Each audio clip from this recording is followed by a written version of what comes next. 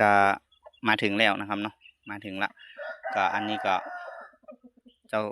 เจ้าสายังก็ผมก็ลืมจื่อไปละนี่ไง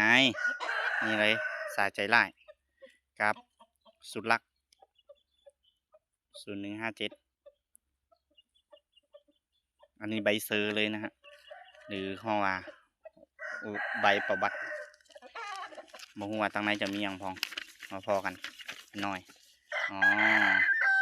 ก็มี2ตัวนะครับเนาะพอเดียวกันแม่เดียวกันนะครับเนาะก็นำเข้านะครับเนาะนำเข้ามา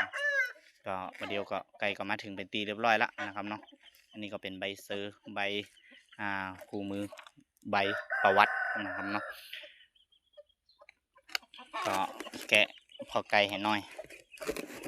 กระโดดออกเหี่ยไปเจอลายก่ะนี่หันละนี่นะครับเนาะนี่เลยก็จะออกขนสีสาละตั้งแต่น้อยเลยนะครับเนาะ